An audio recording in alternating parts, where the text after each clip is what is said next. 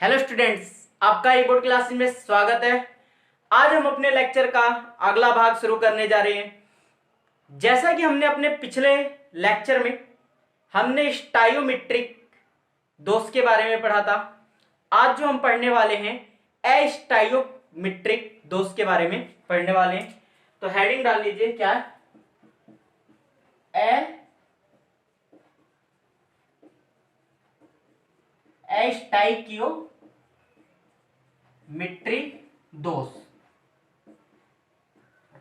अब मैंने कल आपको स्टायोमेट्रिक के बारे में बताया था कि स्टायोमेट्रिक क्या होता है। स्टायोमेट्रिक ये होता है कि जब किसी क्रिस्टल के अंदर धनायन और ऋणायन का जो रेशो होता है, जब वो आपस में इक्वल होता है, बराबर होता है, तो उसे हम स्टायोमेट्रिक कहते हैं। ये क्या होगा, जस्ट उसका उल्टा हो जाएगा और वही थ्योरी आपको लिखनी है। इसमें क्या हो जाएगा, जब किसी क्रिस्टल के अंदर धनायन और ऋणायन का रेशो यानी कि अनुपात क्या होता है, परिवर्तित हो जाता है, या ये कह दो धनायन या ऋणायन का जो अनुपात है वो एक समान नहीं रहता है, तो उसे हम क्या कहते हैं, अस्टाइकियोमेट्री दोष कहते हैं। लिख लेते हैं, जब किसी क्रिस्टल में धनायन व ऋणायन का अनुपात परिवर्तित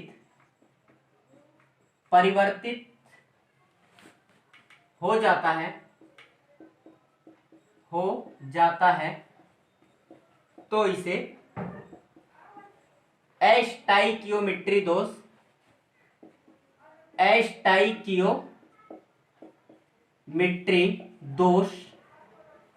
कहते हैं। क्लियर है? तब इसे अस्टाइकियोमेट्री दोष कहते हैं। जो अस्टाइकियोमेट्री दोष है ये 2 टाइप्स का होता है। एक होता है धातु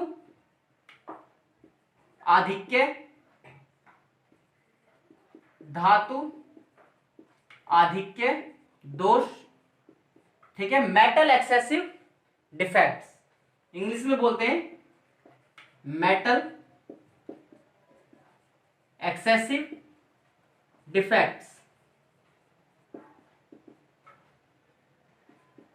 क्लियर? और दूसरा होता है हमारा धातु न्यूनता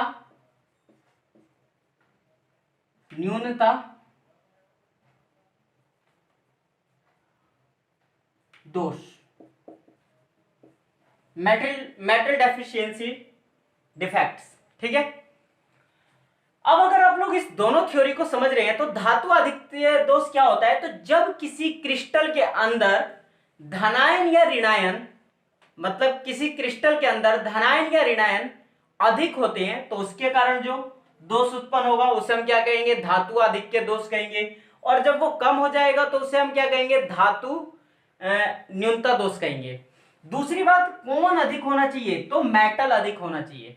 जैसे मैं एग्जांपल के लिए एक बहुत ही प्यारे सूत्र की बात करूं तो हमारा एक NaCl होता है, बहुत ही प्यारा सूत्र होता है।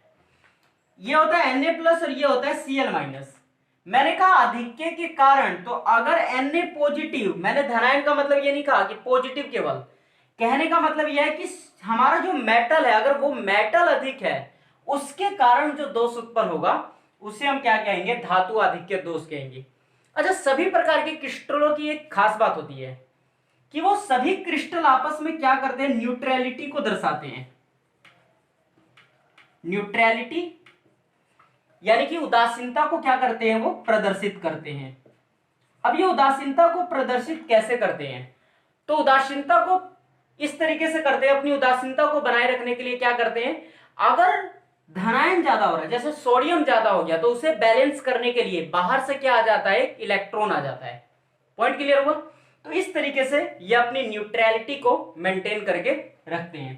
तो अब हम लोग हेडिंग डालते हैं, धातु आधिक्य दोष।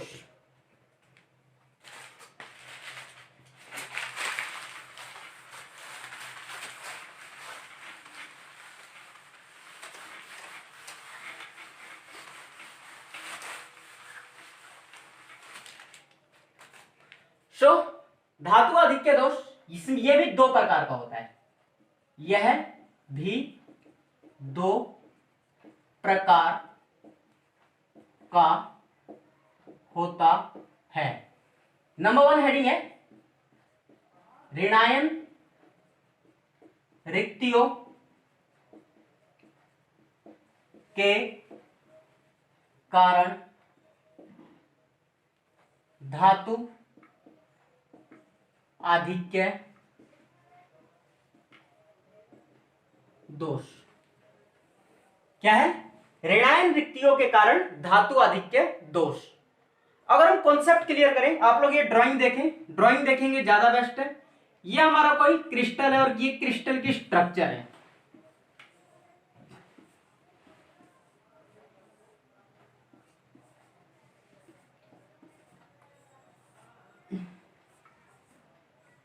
ये एनसीईआरटी का ये एग्जांपल है, इसलिए मैं इसी को समझा रहा हूं आपको।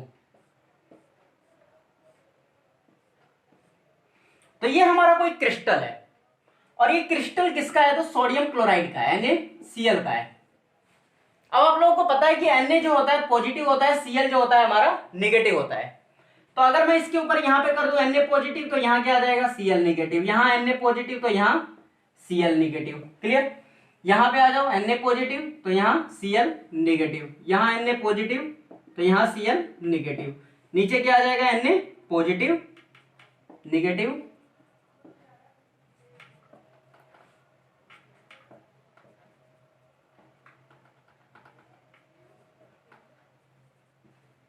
ठीक है। ये हमारा कोई क्रिस्टल है। क्रिस्टल के अंदर क्या है?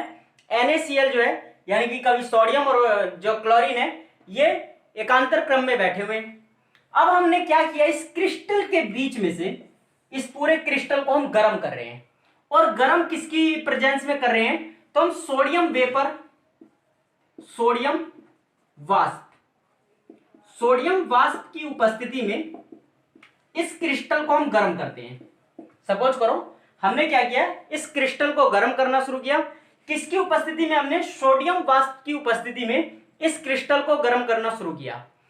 अब जब ये सोडियम वाष्प को हम गर्म करेंगे तो इसे ऐसे समझो कि ये सोडियम इस क्रिस्टल में से जा रहा है। जब ये सोडियम इस क्रिस्टल में से जाएगा तो क्या करेगा? जो सोडियम होता है खुद पॉजिटिव होता है, इसे क्या करेगा? वो इसे जो है प्रतिकर्षित करेगा, इसके पास नहीं जाएगा। लेकिन वो क्या कर सकता है? वो क्लोरीन को अपनी तरफ अट्रैक्ट करेगा। ठीक है, अट्रैक्ट करेगा। अब उसे कोई सा क्लोरीन पसंद आ जाएगा। सपोज करो ये वाला क्लोरीन उसे क्या हुआ? पसंद आ गया। तो इसके साथ क्या करेगा? ये इसके साथ ये क्रिया कर लेगा। क्रिया कैसे करेगा? तो ये Na जो है Cl माइनस के साथ क्रिया करके क्या बना लेगा? NaCl बना लेगा। अब इस क्लोरीन की जो इसके ऊपर ऋण आवेश है उसके लिए क्या निकाल देगा? बाहर इलेक्ट्रॉन निकाल देगा। तो मैंने ये बताया कि जब सोडियम वाष्प इनके बीच में से निकलेगा तो इसने क्या किया? इसने इस वाले क्लोरीन के साथ क्रिया कर लिया। अब क्रिया कर लिया तो ये क्लोरीन तो हमारा गायब हो जाएगा। क्लियर? और जब ये क्लोरीन गायब हो जाएगा और इस क्लोरीन के गायब होने की वजह से क्या प्राप्त हो जाएगा? हमें सोडियम क्लोराइड प्राप्त हो जाएगा। लेकिन इस पूरे क्रिस्टल की न्यूट्रलिटी को मेंटेन करने के लिए, उदासीनता को बनाए रखने के लिए इसके अंदर उस क्लोरीन की जगह पे क्या आ जाएगा? इलेक्ट्रॉन आ जाएगा। क्लियर?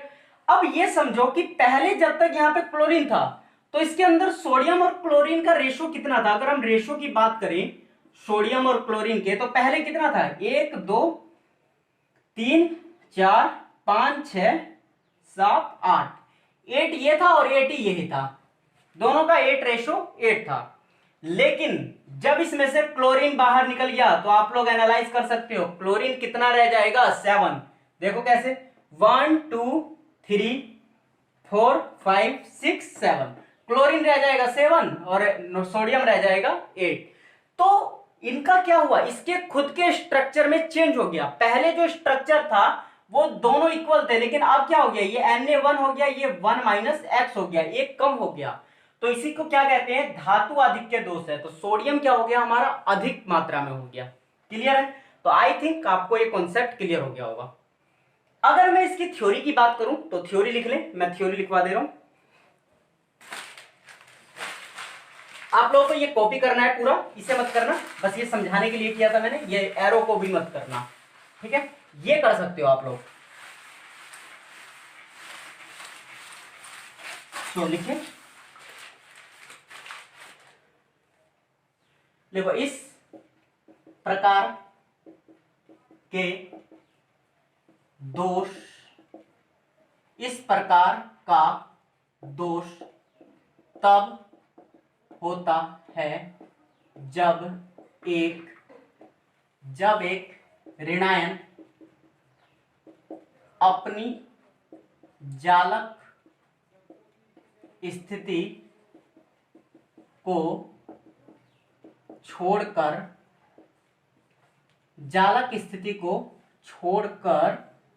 एक छिद्र का निर्माण करता है और छिद्रों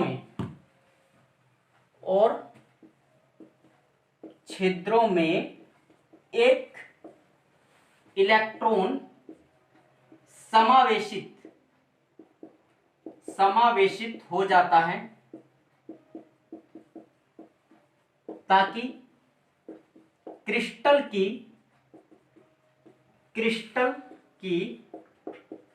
विद्युत उदासीनता बनी रहे। क्लियर? आगे क्या बोलते हैं, इस प्रकार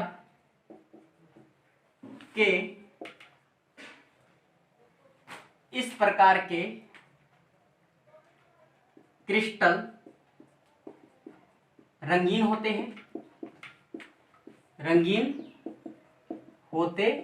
हैं।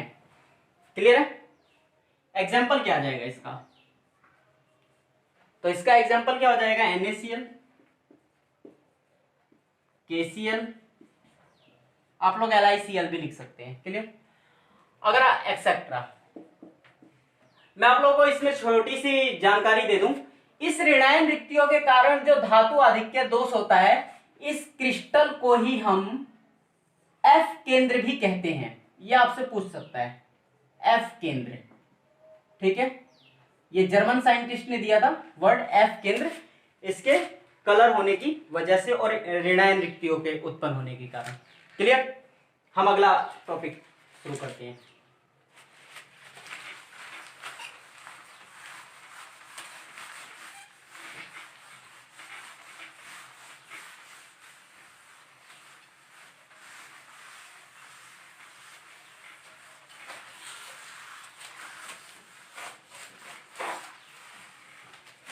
नेक्स्ट हेडिंग है, इसमें सेकंड पॉइंट,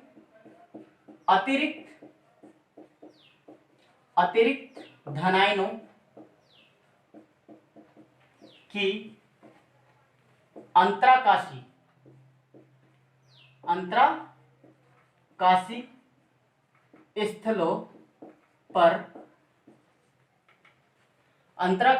स्थलों पर उपस्थिति से धातु आधिक्य दोष।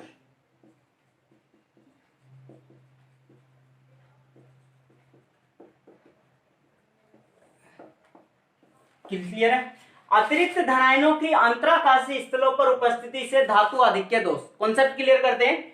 सपोज ये ड्राइंग है, फिर से दिस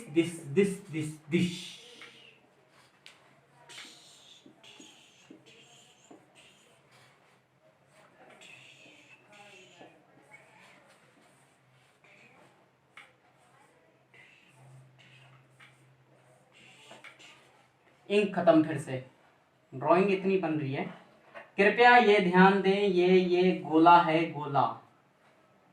क्लियर?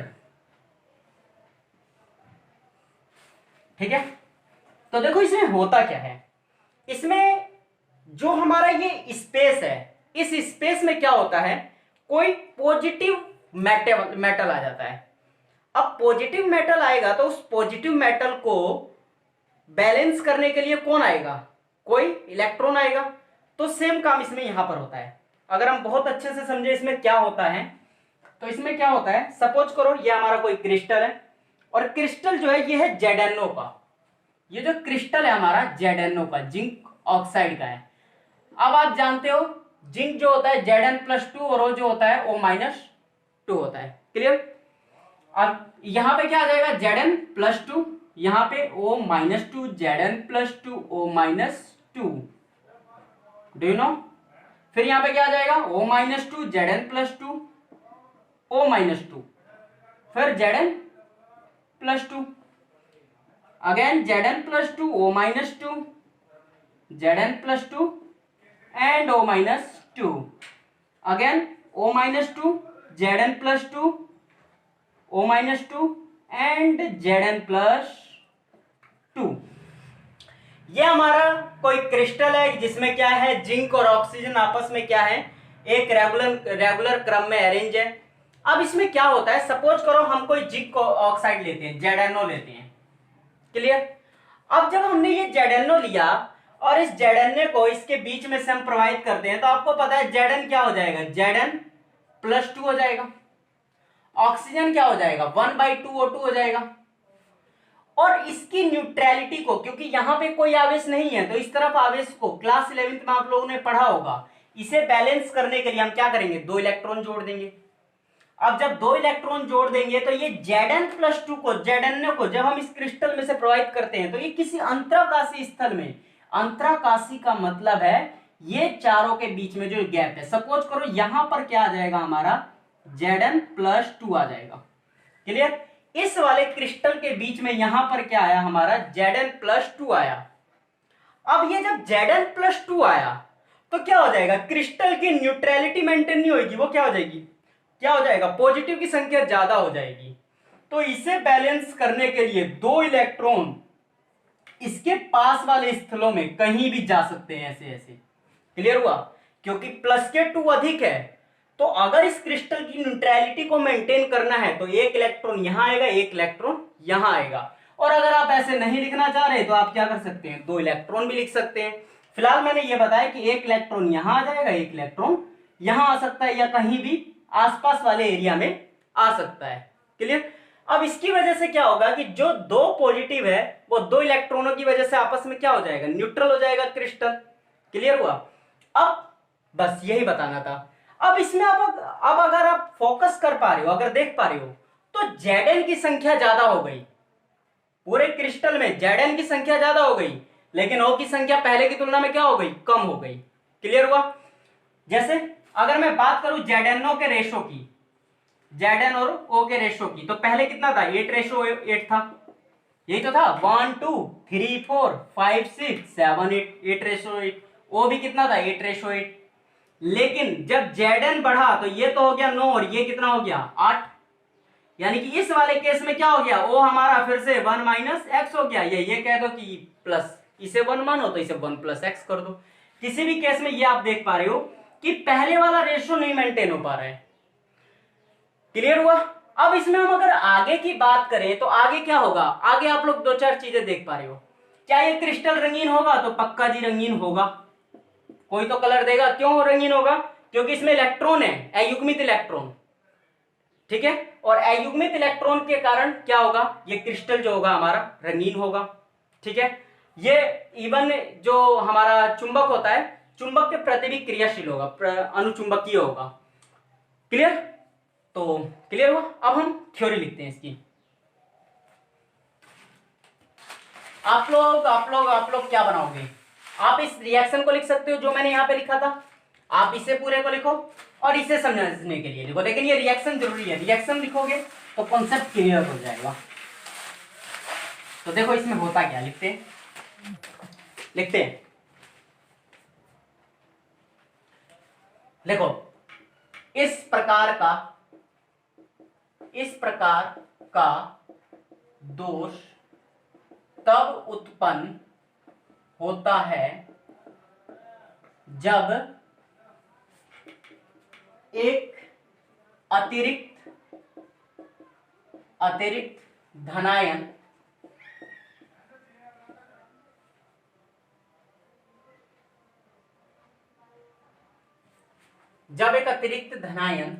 एक अंतराकाशी स्थल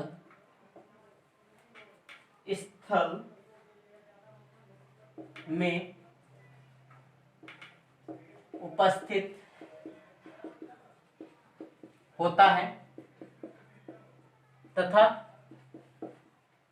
क्रिस्टल की उदासीनता को बनाए रखने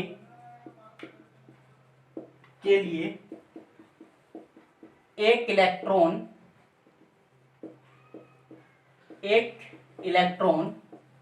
अन्य अंतराकाशी स्थल में